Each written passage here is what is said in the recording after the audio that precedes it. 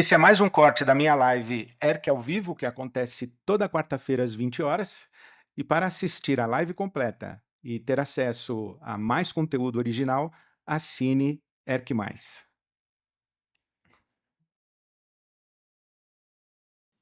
Mesmo como presidente do Uruguai, nunca se afastou da simplicidade.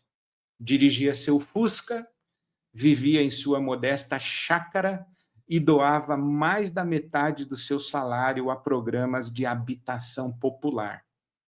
Amava a natureza, celebrava a vida, o silêncio e a simplicidade. Declarava não acreditar em Deus, mas torcia para estar errado.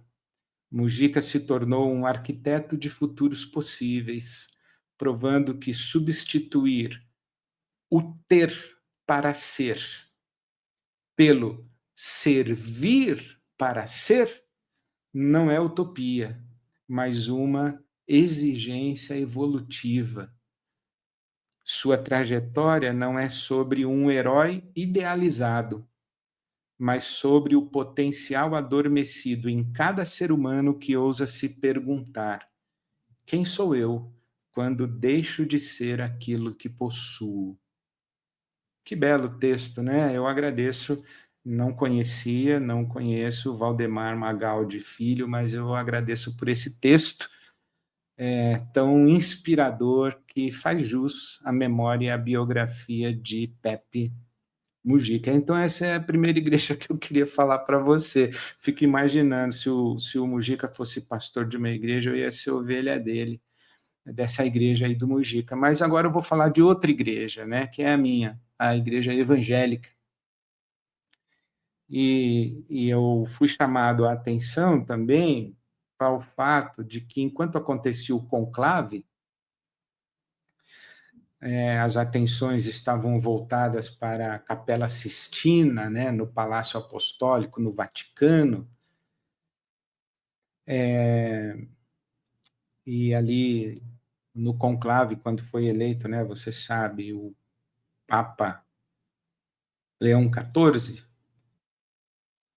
Robert Francis Prevost, que adotou o nome de Leão XIV, no dia 8 de maio foi pronunciado Habemus Papam.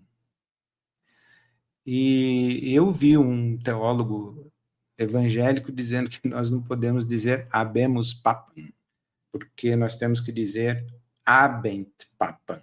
Isto é, nós não temos Papa, eles é que têm um Papa, né? Nós evangélicos não temos, são eles que têm um Papa. Então, enquanto Habent Papam, eles têm um Papa, nós aqui, evangélicos, no Brasil, estávamos assistindo a um tour realizado pelo governador Tarcísio de Freitas e pelo prefeito Ricardo Nunes, as igrejas evangélicas. Então, enquanto a gente estava prestando, eu pelo menos estava prestando atenção no Vaticano, né? Estava prestando atenção na fumaça branca. E enquanto isso, o governador de São Paulo e o prefeito da cidade de São Paulo visitavam igrejas evangélicas. Por exemplo, o governador, ele foi na inauguração de um templo de uma igreja evangélica. Ele foi visitar a Igreja Mundial do Poder de Deus. Que nome poderoso, a Igreja Mundial do Poder de Deus. E foi ali ter uma nova conversa com Valdemiro Santiago, né? E veja que interessante, enquanto o governador Tarcísio de Freitas estava na Igreja Mundial do Poder de Deus para celebrar junto com Valdemiro Santiago conversava por videoconferência com Jair Bolsonaro, que estava hospitalizado na ocasião. Tá vendo? Tudo isso está acontecendo enquanto aconteceu o conclave. E o prefeito Ricardo Nunes, sem o governador Tarcísio, visitou a Convenção Nacional das Assembleias de Deus Madureira, em março, não agora em maio, enquanto estava acontecendo o conclave. Foi lá em março. E estava presente na solenidade o governador de Goiás, Ronaldo Caiado.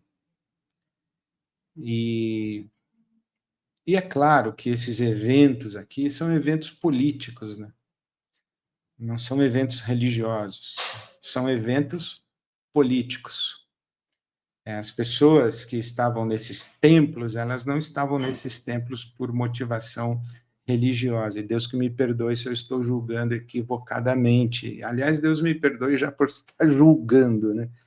Vamos preferir, então, usar a palavra discernimento, né? Então, o meu discernimento diz que isso aqui não é evento religioso, é evento político, né? Essa presença de políticos nos púlpitos e nos altares, né, que se tornou uma prática comum nas igrejas evangélicas, essa promiscuidade política, religiosa, né, é o que tem caracterizado muito essa segunda igreja, né, a primeira igreja do Mujica, que era o próprio político presidente do Uruguai, e essa igreja aqui. E aí eu fico me perguntando, né, entre o Mujica ateu, presidente do Uruguai, que eu estou dizendo que ele tinha uma igreja, e essas igrejas aqui, que são evangélicas, acreditam em Deus e se reúnem em nome de Deus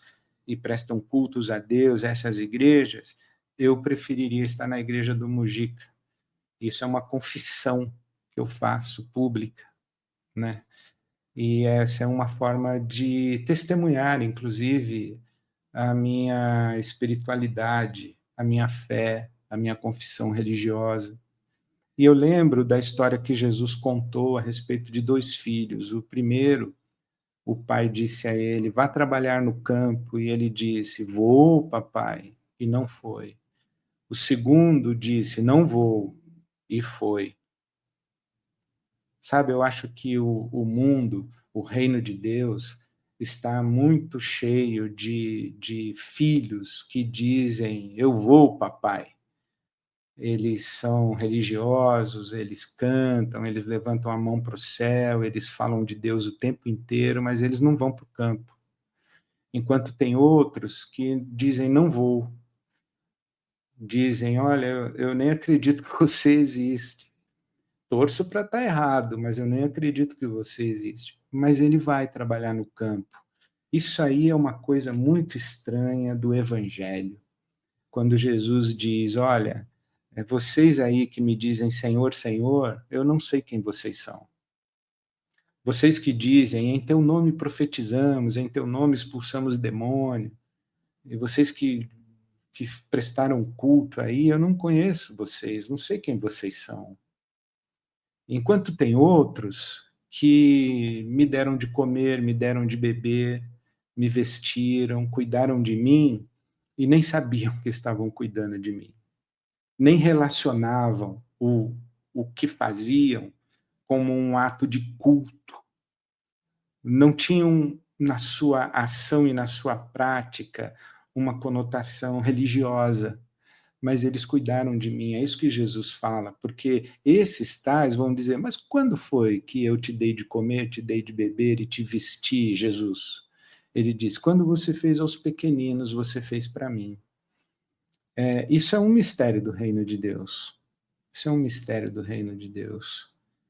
E eu uso essas duas metáforas. É claro que eu não estou aqui fazendo um juízo do status espiritual e do destino espiritual de Pepe Mujica, de Tarcísio de Freitas, de Valdemiro Santiago, de Ricardo Nunes, de governador, de apóstolo, de presidente, de uruguaio, de brasileiro. Eu não estou falando sobre o status espiritual e o destino de nenhum deles. Eu só estou usando como referência de